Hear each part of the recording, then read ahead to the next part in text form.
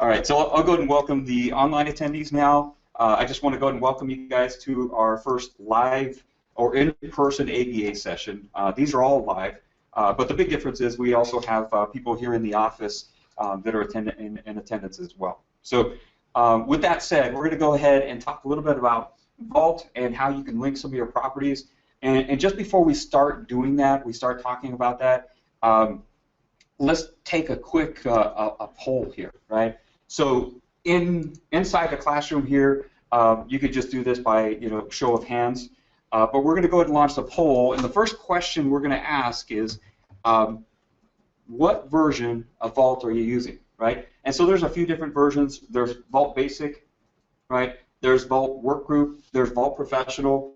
And some of you guys might not be using Vault at all, right? And so if you're using Vault Basic, quick show of hands here.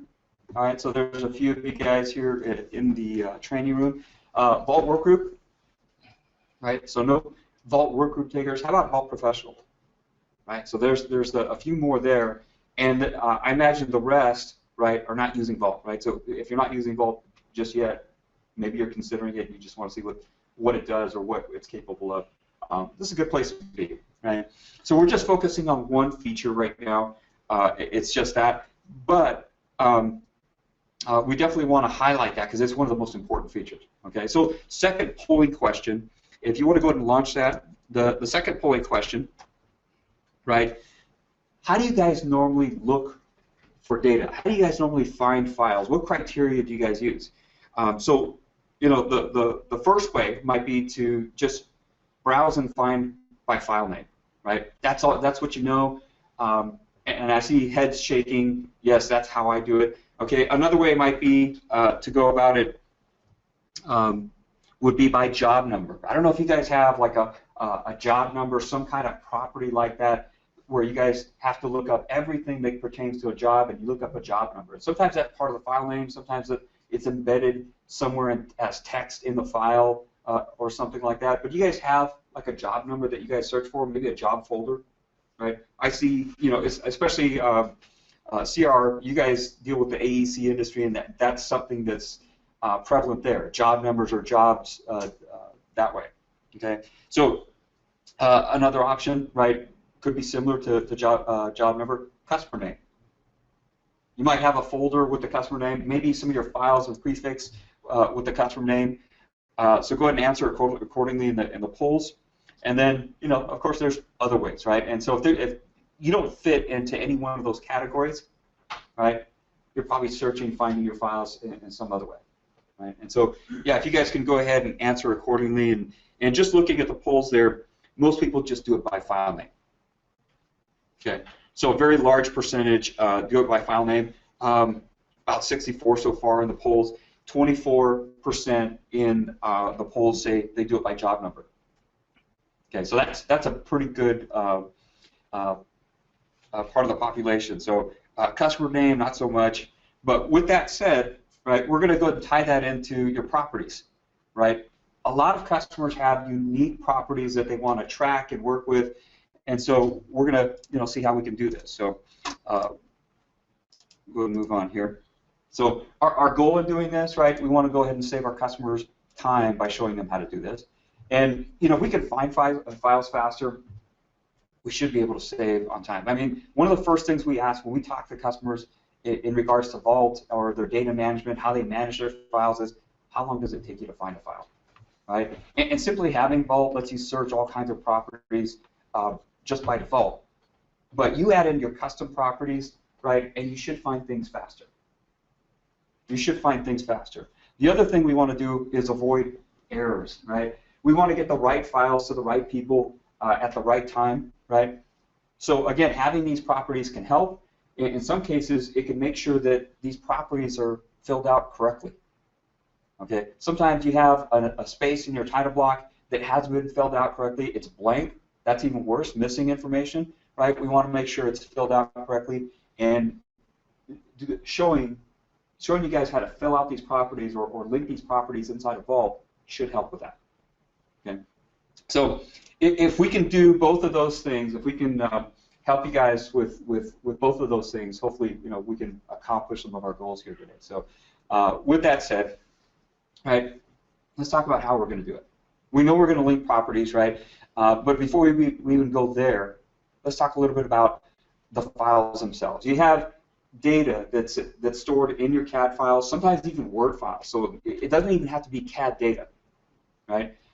In our title blocks for our drawings, we put information about the customer, job numbers, things like that, and they are separate sets of properties than the next CAD file, right? The AutoCAD file. So Inventor files, AutoCAD files, they have their own sets of properties. Your Word file has it. They don't talk to each other, okay? And guess what? Vault has its own set of properties, okay? So what we want to do is make sure that they speak to each other. And in some cases, the properties might not have the exact same name. So as an example, job number, you might spell job number out on one file, like AutoCAD, and for whatever reason, in Inventor, you spell it as job hashtag, right? But it's the same property. So we can create those links between your CAD files and those Vault properties and make sure it knows that job hashtag equals job number spelled out, right? And so we can create that link there. Now, there's a bunch of basic properties already there. So the good news is a lot of these basic properties already there. They're already syncing up. Things like part number, the stuff that Autodesk already knew. Hey, every manufacturer is going to work with part numbers. Every manufacturer is probably going to deal with a material. So a lot of these are already mapped. They're already indexed and make it easy to search. But what about your properties, right? The ones that we talked about, the job number, is something specific to your company. So those ones not so much. We have to add those in. And when we do add those in, we go through the process of mapping or linking these properties together, right? And so they can come from the file and get pushed out to Vault. And so we have to establish the source. So who is authoring this? Do we fill this out in Inventor and push it out to Vault, or does it maybe go the other way around? You fill it out in Vault and it pushes it to Inventor. Either way, they should stay synced up, right? Who's the owner? Who creates this data? The Vault user or the CAD user? We can also make it go either way. That's my personal favorite when it comes to creating these properties for customers when I'm on site and doing some type of implementation. I just like doing it that way. I want to make it very flexible. So that's the way I like to do it. And the other thing we can do, right, to save you some time, avoid some of these errors, is enforce compliancy. So we can make sure that if it's a requirement for you guys to maybe have to fill these properties out, right, let's flag it when it's empty. Or better yet, enforce maybe some list of known values so that you don't deviate and create a fourth value that's not valid. Maybe limit it to 3. And obviously, if we don't meet that criteria, then we can also flag it, and in some cases even avoid sending these to production. Okay. So that last bullet point, just so you know, applies more to Vault Professional and Vault Workgroup, but both those top bullet points apply to Vault Basic. Does that make sense, guys? Okay. So in doing this, as a in-person event, one of the things we want to do is just make this a little bit more personal. So when we, ask polling questions or we get to a point, feel free to ask a question. Just make sure it's something relevant to what we're doing right now, and we'll be glad to stop and answer that. We do that with our webinars as well. We take a look at some of the questions that are in the GoToMeeting, and we try to take some time to answer them. In some cases, we'll maybe defer to the end. All right. So with that said, let's go ahead and start taking a look at how we do this. All right. So let's go and jump over and start first maybe inside of Vault. And so I'm going to go ahead and get into Vault, log in, and I'm going to search by a job number. And if you're familiar with Vault, there's a basic search pane here where I can just search the entire Vault for what I'm looking for. So I'm going to search for a job number. I called it, job 1, 2, 3, 4, 5. I hit enter, nothing shows up. Okay, that's one of these special properties in my drawings that I'm not connected to Vault for yet. at the same time, I know these properties exist in drawings. I know maybe users have been filling them out, and Vault is completely unaware of that. So we're going to go ahead and add that information. I'm going to show you how that information came to be. Right? So let's start maybe with an AutoCAD file. So if I switch over to AutoCAD and I zoom out here, it's probably a little hard to see, but if I hover over the title block, you can see there's a field here for a job number. All this is, if you guys are familiar with AutoCAD, is an attribute. Okay, so good news for the AutoCAD users, you guys probably already use attributes, and you basically can correlate an attribute with a field or a property inside of Vault. And so I can double click on this and I can change this to a different job number just using good old AutoCAD attributes. And that's all I really need. I'm not going to go ahead and create one here. You guys probably already have attributes in a lot of your AutoCAD files. Okay, so there's the job number. Now, if I look in Inventor, okay, you can see this title block already has a job number. A lot of these files have already gone into Vault, been checked out, been checked back in. We filled out the job number, and again, it shows up in the title block. So in Inventor, we don't have attributes like we do in AutoCAD. So we're going to go ahead and take a look at the I properties for this file. And if you want a custom property, we're going to go to the Custom tab. So this is where this custom property got created, and I'll create one here in just a moment just to show you how that gets created. I'll just need to check this out. I am working with Vault, and I need to get permission to make some changes to this. So let's go ahead and do that. Go ahead and check this file out.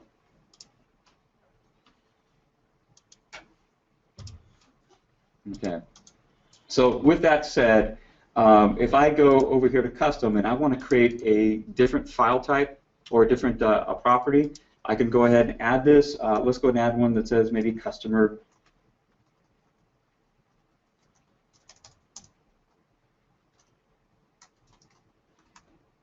Location. Right? What type of information goes in here? Text, date, is it a number, is it a yes or no type data? I'm just going to put text, okay?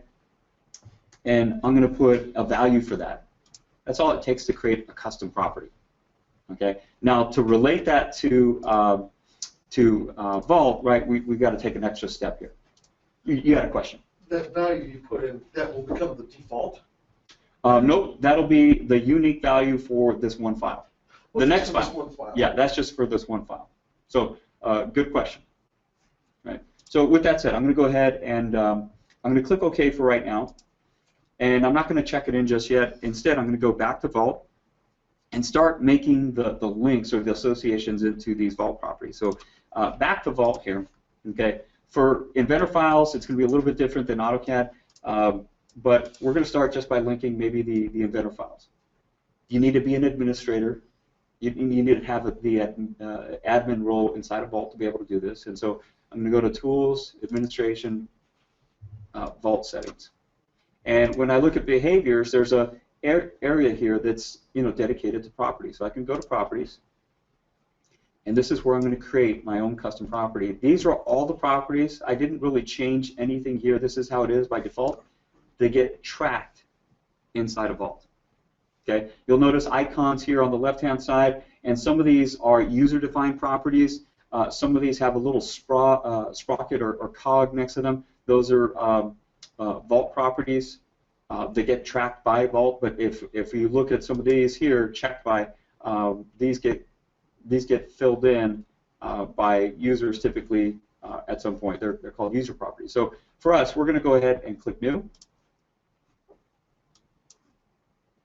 Okay, and we're going to create that job number property, right? And so I'm going to spell it out exactly the way I spelled it out inside the CAD file. I'm going to tell it, what type of information goes in here: number, Boolean, date. If you notice here, I know a job number is supposed to be numerical, but just as a caveat, when it's set to a number type, a basic search is not allowed. Okay, so I like to make this a text search. or a text type input. So it will allow now alphanumeric characters as a result. But I like this because it gets searched in the basic search that you saw earlier. So I'm going to go ahead and do that. It's on its way here to become enabled, right?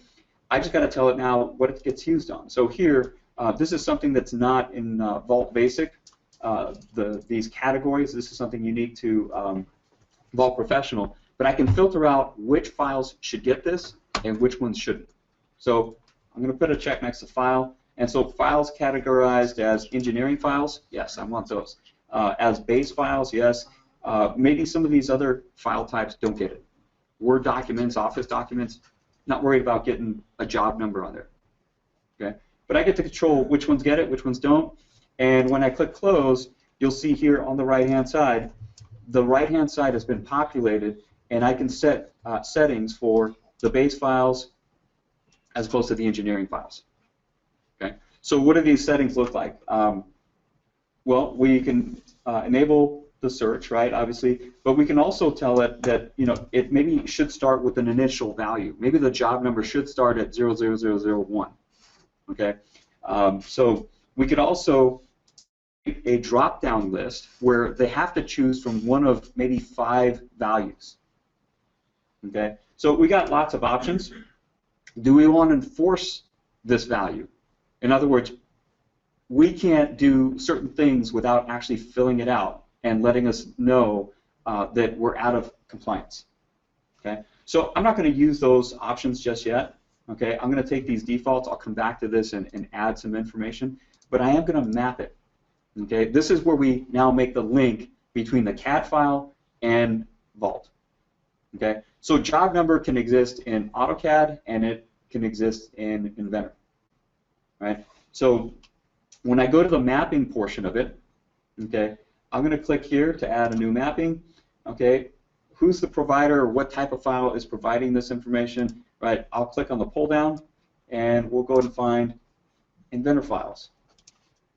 Okay, so now we're going to dig into the individual Inventor file and find the property that I should associate with the job number here. And so they're going to be one-to-one. It's going to be job number to job number. But if I had spelled it with a hashtag, I could make that transition here. Job number in Vault might be job hashtag in AutoCAD or Inventor. Right? So here, I'm going to go ahead and import the property here from. Let's go and do it from the file. Okay. So I can go ahead and browse to an existing IDW. As long as that drawing or that file I'm selecting has that property in there, I can select that file, and all of its properties show up. And basically, what I'm doing here is deciding, okay, which one of these is going to be the job number. There it is. So job number to job number, we're making that link. Okay. The next thing we're going to do is decide, well, who is in charge here? Is it the CAD file or is it Vault? And that happens right over here, right, under mapping. So you can see the icon there. Right now, it's set to synchronize either way. You can make a change to the job number inside of Vault. You can make a change to the job number at the CAD file, and they'll update each other. They'll keep each other in sync. You see you have options where maybe the CAD file is in charge, right, and it only writes one way. Vice versa, we're going to go ahead and make it bidirectional.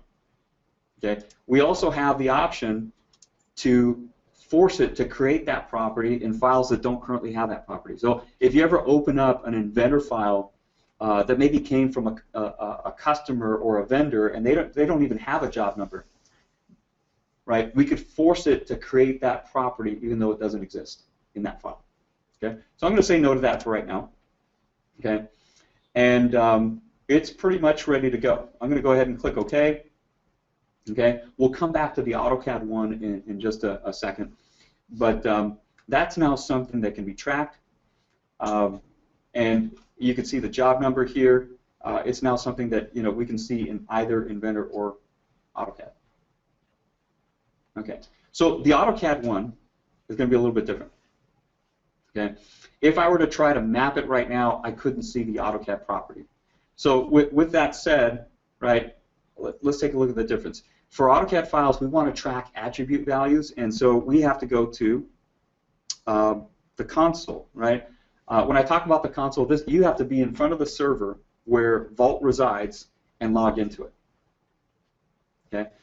Again, you have to be an administrator. So this is the interface, and I'm using my machine as a Autodesk data management server. And under Tools, I have the option here to index block attributes, and this is specific to AutoCAD. So the procedure is just a little bit different. So we're going to go ahead and tell it here to index attributes from title block ANSI large. And so I've already started to do this, but it's basically a process of clicking New, giving it the name of the AutoCAD block you want it to index and track values for.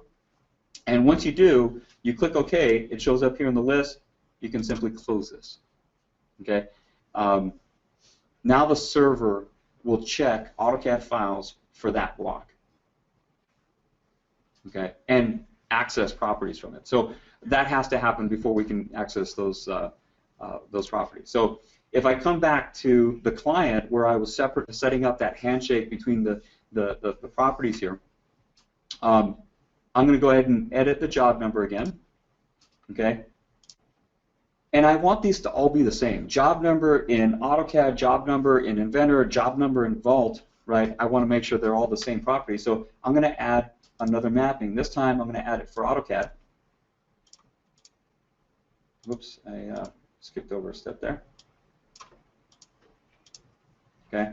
And I'm going to import the properties from a CAD file, an AutoCAD file. So again, I'm going to go to, let's go ahead and import it from Vault. And let's find our DWG file. So do a quick search.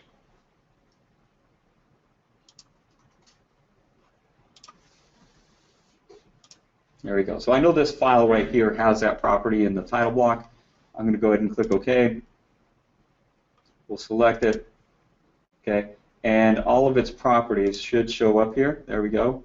Okay, and so when I look at these properties, you can see author, authority. These are some very basic properties in here. The title block properties will look a little bit different. Okay, I'm going to go ahead and expand this so that you guys can see it. So there's several other attributes that I don't really care to track inside that title block, right? Author, check by, but I do want to associate that with the job number one. So there it is. I'll select it, click OK. Okay. I'll decide on the mapping. Again, who's authoring this data? Can we author it in one tool, not the other, or can we go either direction? Okay. So with that said, we now are tracking both those values. We can go ahead and click OK. Right? And you could get this message that you see here. It's not an error. It's just letting you know, hey, you know, things have changed here. We're going to re-index the server. All those properties, we're going to start to re-index them and basically sort of catalog them, if you will. And if you have a large Vault database, it'll take a little while to do this, but we'll be able to see the results after maybe an hour or 2 hours with the large database. It'll re-index, and your searches will be rebuilt. Okay. So just be aware that's going to happen. And I can go ahead and click Close. Click Close here. All right, and we'll come back here in just a moment and just do a search. So, anybody have any questions so far on what we just did? Okay. I see a question. Yep. So, like, if we have a server in our company, can we put Vault on our server? You can, right? You just got to make sure it meets the system requirements, and that's one of those critical things. So, you certainly can. When you get to the second half, we'll talk about some instances where we've had customers do their own, some things to watch out for, some things to think about. So the second half that we'll do here live will be on just carrying, maintaining your Vault, making sure it's healthy. That part's really important, right? So with that said, let's go ahead and make some changes here. I'm going to go ahead and check out this file. I'm going to go to its iProperties and maybe make a change to this number. I'm going to go ahead and call it 78910. That's going to be my my job number there. Let's go and paste that in there. That's going to be my job number. And I'm going to go ahead and put this file back inside of Vault. Okay. Now I did mention it's indexing all the files, and my searches might not be complete. However, as soon as you check in a file, right, it indexes it immediately. Yes? You didn't click modify, so it's didn't apply. Oh, thank you. Thank you for catching that. So I'm going to go ahead and modify it again.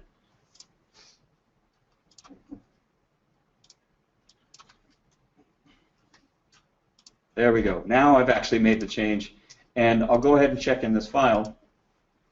We'll go ahead and save it, put it in, maybe put a note, changed job number. Okay. And you know, as it's putting it back in here, you know, I've released ownership. I don't have it checked out anymore, but I can go back to Vault here, and now when I search by job number, in this case, you know, anything with a job number of 78910, right, I should get some results here in just a moment. So let's take a look at this here. Let's go ahead and find the DWG file.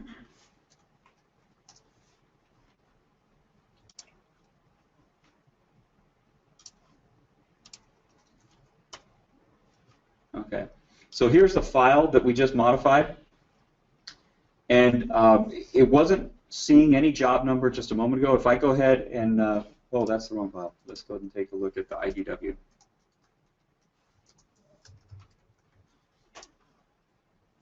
There we go. It's a drawing, the IDW that I was just working with just a moment ago. And you can see there's my comment there, and if I start to scroll down, right, we should typically see our job number here on the right-hand side. This is where we would normally see it. I'm not sure why I'm not seeing it here.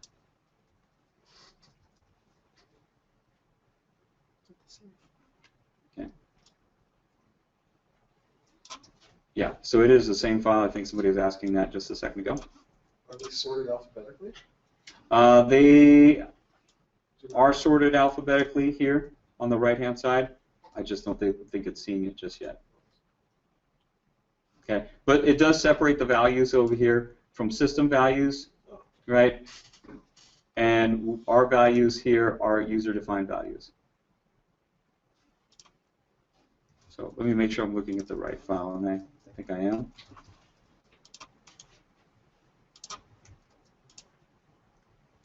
Yep, that is correct. So let's take a look at one more thing here.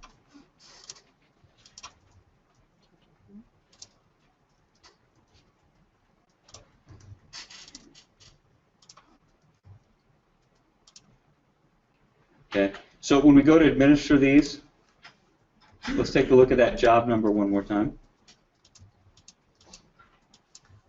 See if there's anything missing from that, right? And so one of the things we do every time we go out, you know, on site with a customer to take a look at this is test, test, test. So if I look at this and maybe edit it one more time, I might see something that might be missing.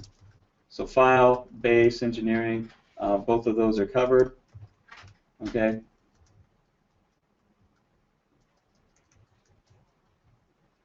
The search is enabled. And the mapping should be there. So let me try this with a new drawing here real quick.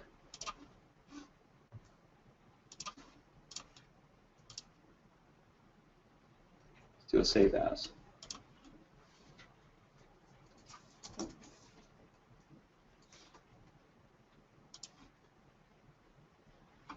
Okay. And just so we can recognize it, I'm going to go ahead and take off some of these views. Make it a little bit different from the original. All right, and we'll make sure we'll test this out. So let's go ahead and give this its own job number. Okay. 9999. Okay. And we'll put it back into the vault. And I'll do one last check because I know Lewis caught this a little bit earlier. Yep, that's 999. I modified that.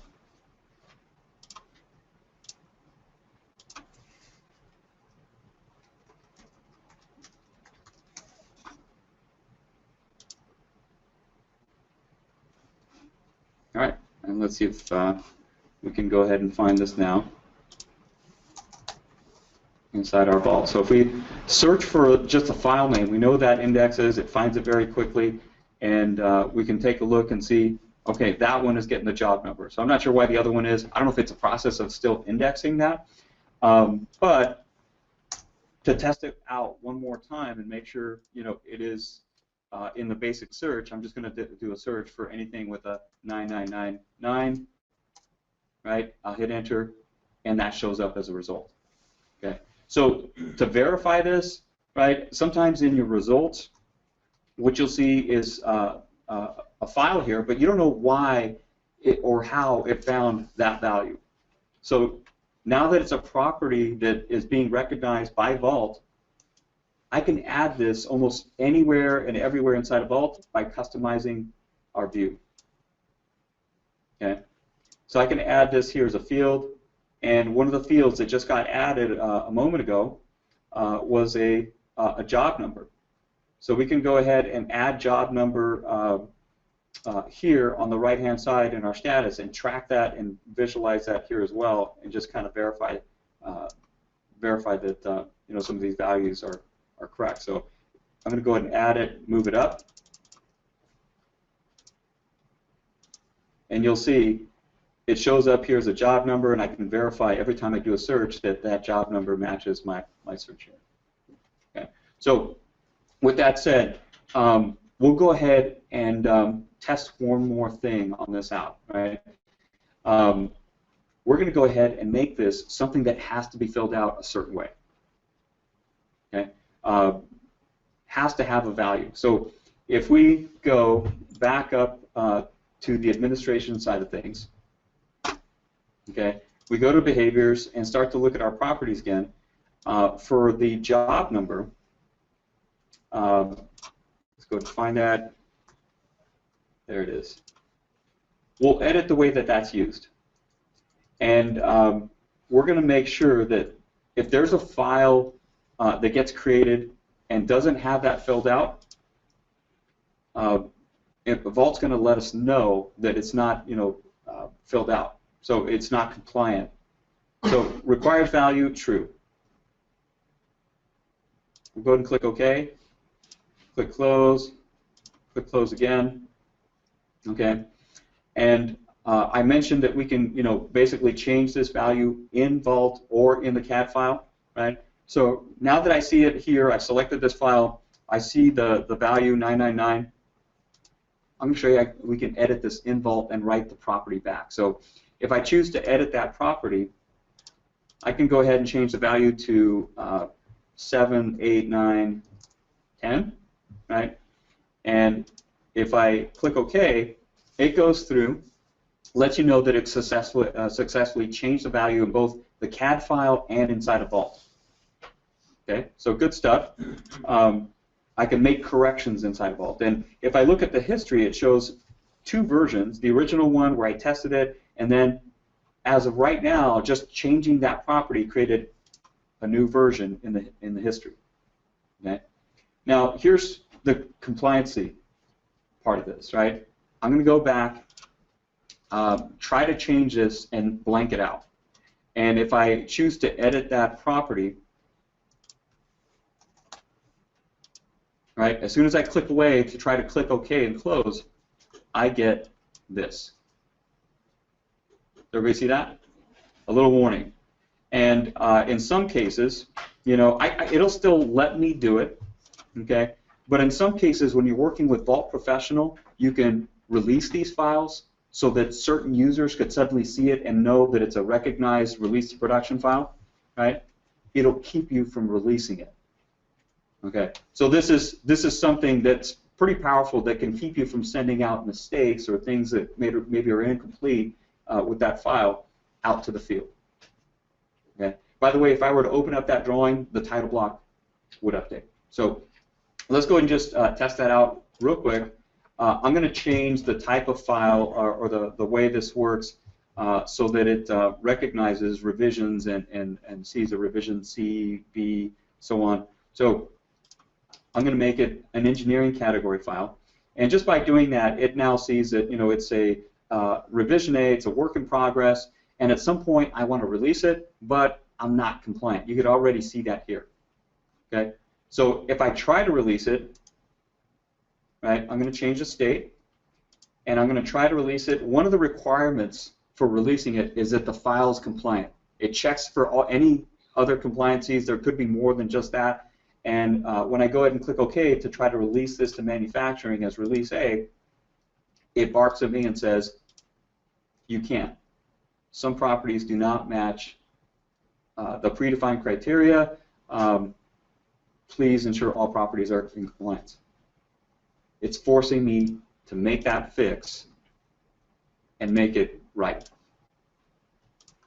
Okay. So I'll go ahead and fill it out again, and as long as it's filled out, that property compliance is gone, and now it'll go ahead and let me release that file the way I intended to in the first place, but with the right properties. Does that make sense, guys? So we could do the same thing with the AutoCAD file, check it in, check it out. Yes? Can you force custom requirements? Like, it must start with a letter. So you're limited as to how much you can do in terms of enforcing custom requirements. There's a drop-down list. Rich, you were going to say something? Yeah, just to repeat that question for everyone who's listening on the webinar. I know it's a little hard to hear in this room for the people who are sitting in the back. That question was... Can you make a custom requirement for that? So maybe use maybe some logic there to... All of our job numbers start with a letter and then 4 numbers. Yeah. And if the letter was missing, could you force that? So you're limited as to how much, as to the types of enforcement values you can put in there by default, but a lot of times that's possible with customization. So there's all kinds of, in fact, we've done some iLogic and vault customization classes as well, and no doubt there's probably a way to do that that way. So yes, but it's a little trickier. Yes. Okay. Yeah. And I don't know for sure if that specific way you could do out of the box. Right. So I don't know if Rich you've come across that. No, I haven't seen that. Okay. Okay. So with that said, I'm going to go ahead and switch back over to the presentation part of things, right? And just want to summarize what you saw here just a moment ago. So you saw, you know, some of the 3 points I made earlier about our CAD files and making the connection between them. You know, in some cases we went back and forth and let the files talk back and forth either way from CAD to Vault or from Vault to CAD, and you saw that happen. We established who's authoring it, who's making those changes, a CAD file or Vault. But we also saw how to enforce certain values get filled out. Right? And if they don't get filled out correctly or don't get filled out at all, we get a flag or a warning that lets us know, hey, something's not right here. Let's not release this to production. Okay? In addition, right, we saw how to create custom properties. In Inventor, it's pretty easy. You saw me go to that dialog box and create a custom property. The names don't have to match exactly. In fact, in a lot of cases, they don't. In AutoCAD, it's simply an attribute inside of a title block. Or any block. It could be a revision block as well. Okay. So we also saw how to find files faster. So now because that's searchable, right? We should be able to look by job number. You can do a custom search and search explicitly by job number, or maybe combine that with job number and contains a file name or contains FS in the file name, something like that, right? But you got one more thing you can start looking for. Okay. So with that said, I'm going to go ahead and open it up for any more Q&A. And I don't know if any other questions came up through the online portion of it. Yeah. Yeah, there's a good portion in here. Let's see Here was a good one. So the question is, do you have experience with multi-line attributes? This will be split up in Vault in 2 or more properties, or how to deal with this? I do not personally have experience with multi-line attributes, and typically multi-line attributes, I mean, are just wrapping characters, down into the next line, but they also accept carriage returns, and so I'm assuming that's the part they're probably asking about. I'm not sure how it's going to treat that value. Gotcha. We have one here from Paul. When Paul tried to originally use Vault, it refused to allow his workstation to be the Vault server. Does it require a separate physical Vault server? So I can take that one. So Paul, Vault technically doesn't require a separate physical server. Installing the Vault server on your workstation as well as the client is not a recommended or supported by Autodesk installation. It's doable. We would just need to make sure that your workstation also meets the minimum requirements for Vault. And just so Paul knows, I'm using my machine as a Vault server and a Vault client. So it works. It will not install if you don't meet some of those requirements. Maybe it's an OS requirement, and so if it just didn't let you install, that could be part of it. If you didn't have other components already there. So, for example, one reason that may not install is you might be using Windows 7 Home Edition, and it won't install the server component. Yep. But, Paul, we can definitely take that offline. I'll follow up with you later, and we can see what's going on. Let's see. There's a couple more here. Let's see. Importing properties from Vault or from the files are two different ways of doing the mapping. Are they two different ways of doing the same thing? Yes. Yes. So the question was, there was two options when I drilled down and to go get properties from files. I could either go into the Vault and find an AutoCAD file or an Inventor file to import these properties and find the job number and make the mapping happen, or go outside of Vault. Either way is fine. You just have to know where those properties exist. Do they already exist in a file inside of Vault? Go to Vault. Do they already exist in a folder on your desktop in one of those files there? You might go there. Another question. So related to when you were finding the name property, yeah. You made a comment that you typed in that property exactly the same as it was in the Inventor file. Yes. Is that field case sensitive? I don't think it is case sensitive. However, I think when you're looking at the properties, I don't think it is case sensitive. I'm 99% certain it's not case sensitive. And what I was about to say is the value you can choose when you're editing or creating that property in Vault to be case sensitive or not. Okay, I think there's an option there to make it case sensitive or not. But the actual name of the property, I don't think is case sensitive.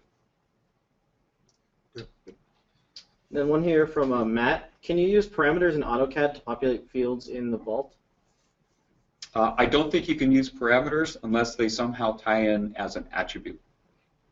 So that's the main requirement, is you tie them into attributes, and even then, if it's an attribute, you got to make sure that attribute is in a block. That's typically where you use them. So by nature they should be in a block. Mm-hmm. But if you could tie in a parameter into that block, then yes. Same thing with Inventor, by the way.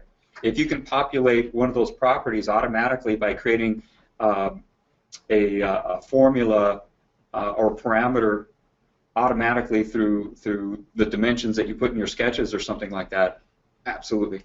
For sure. And then it looks like we've got one more here from Radu. Hi Radu, how's it going? If Vault creates the property for the first time in a file, so if it's not in the file and you say yes to create it, where will it be placed in that Inventor AutoCAD file? Will it be in the file? Good question. So if there is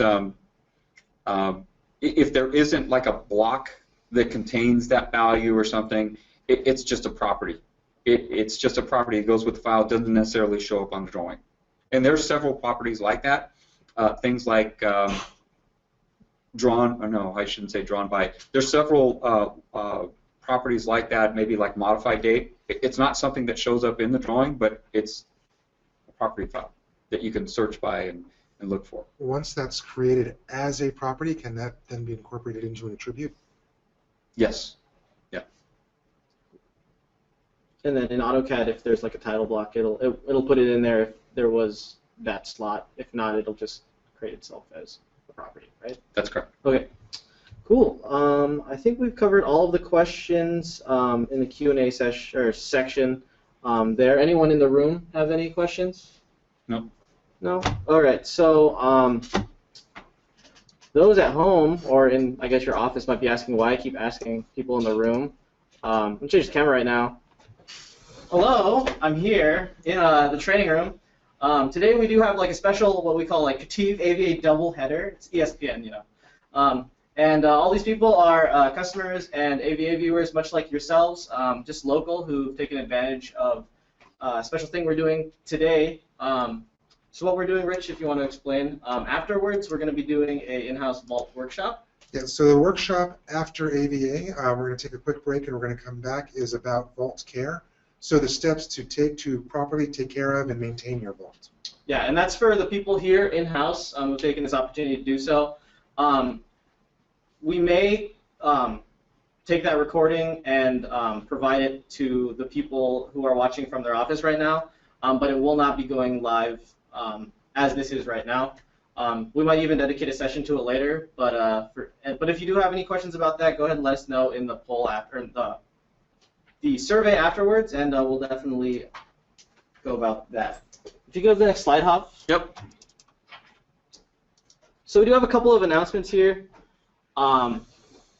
These are a couple of AVA topics on like the horizon. We've already done iLogic and Configurator 360, but those are some of our most requested topics. We're looking into doing something along the lines of automation like that again. Still got to talk about what dates that's going to be.